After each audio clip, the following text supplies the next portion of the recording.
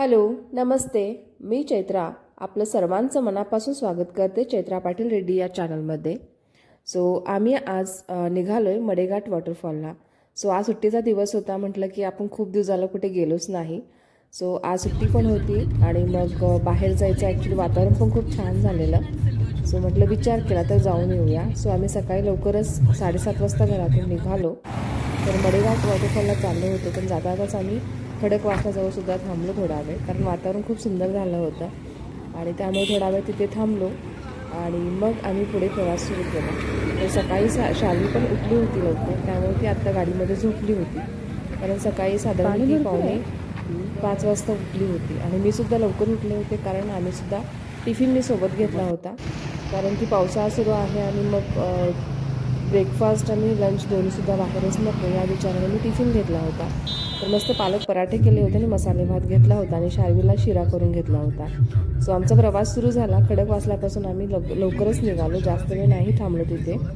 तर इकडे आम्ही याआधी आलो होतो वेलेमध्ये, जिथे के ॲग्रो स्टार आहे, तिथे आलो होतो 2-3 वर्षापूर्वी. तर वेलेपासून हे एक 15-20 किलोमीटर आहे वॉटरफॉल.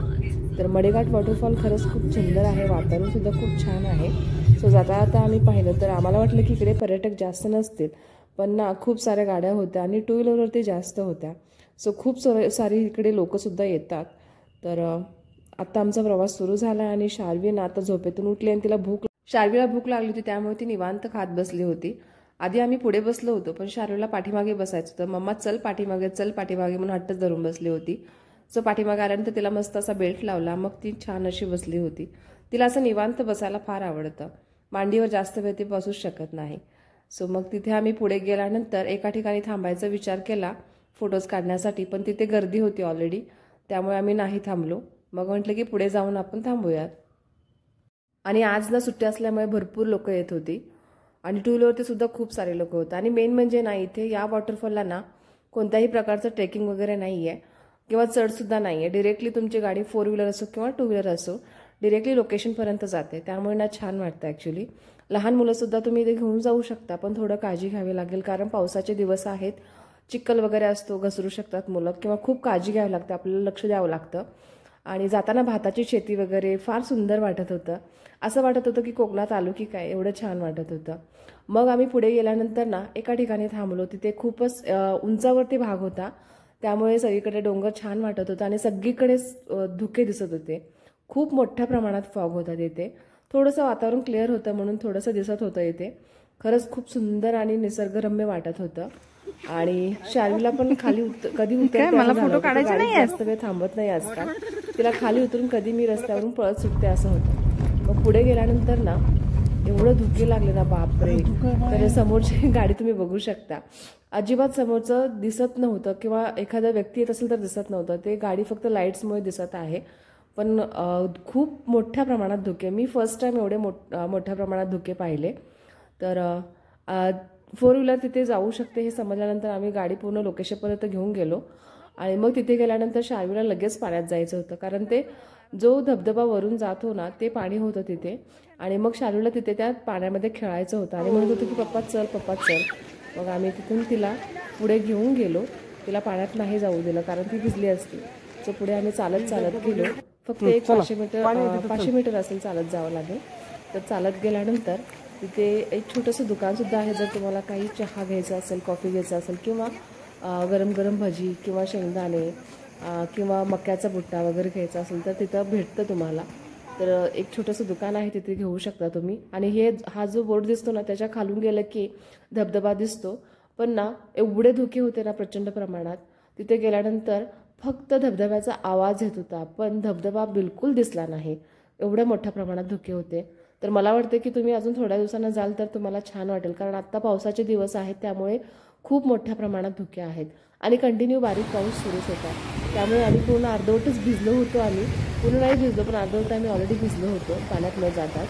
पाऊस असल्यामुळे ना इकडे गर्दी जरा असं होती. तिथे म्हणजे रोपवेप्रमाणे पण जाऊ शकतं असं म्हणतात, पण ते मला जरासं धोकादायक वाटलं, कारण लोक फक्त दोरीनेच तिथे जात होते. पण ते मला असं जरा भीती वाटली, पण ते आम्ही काही केलं नाही आहे. खाली धबधबा बघायला गेलो, पण धबधबा आम्हाला दिसलाच नाही धुक्यामध्ये, किंवा पाऊस एवढा जरा सुरू झाला ना की की आम्ही मोबाईलसुद्धा बाहेर काढू शकलो नाही. मग नंतर थोडा वेळ आम्ही गाडीत येऊन बसलो आणि थोडंसं टिफिन आणलेला तो आम्ही मस्त खाल्ला. मग शार्वीने सुद्धा शिरा वगैरे खाल्ला आणि मग ती नंतर ना ग्लासच्या वरती जे धुके दवबिंदू होते त्यांच्यासोबत ती जरासं थोडंसं खेळत होती आणि मग तिथून आम्ही परतीचा प्रवास सुरू केला. शार्वीला बाहेर आल्यानंतर एवढं छान वाटतं ना, तिला खूप मस्त वाटतं. फिरायला जायचं म्हटलं की लगेचच तयार होते. सो तिचं पोट वगैरे भरलं होतं त्यामुळे ती छान अशी जरा खेळत होती आणि मग आम्ही परत निघालो आपल्या परतीच्या प्रवासाला.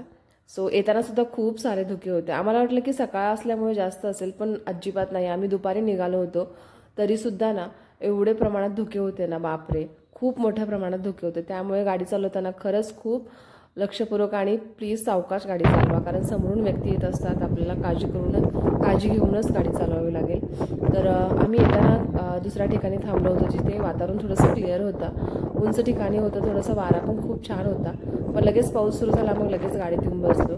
मग पुढे गेल्यानंतर आम्हाला नाही रस्त्यावरती पालखी होती देवाची, काय म्हणतात दिंडी होती काही माहीत नाही, पण खरंच खूप सुंदर होतं आणि म्हणून मी जरासं कॅमेऱ्यामध्ये हे टिकून होतं. आणि मग आम्ही पुढे निघालो. पुढे गेल्यानंतर आम्ही एका ठिकाणी थांबलो. तिथे आम्ही मक्याचा भुट्टा वगैरे घेतला आणि तिथेच थांबून वगैरे छान असं खाल्लं आणि मग तिथून आम्ही घरी परत निघालो. तर असा होता आमचा दिवस. व्हिडिओ आवडला तर लाईक करा, शेअर करा, कमेंट करून सांगा नक्की व्हिडिओ कसा वाटला आणि अजूनही माझ्या चॅनलला सबस्क्राईब केलं नसेल तर सबस्क्राईब नक्की करा. तर भेटूया नेक्स्ट व्लॉगमध्ये. तोपर्यंत बाय बाय.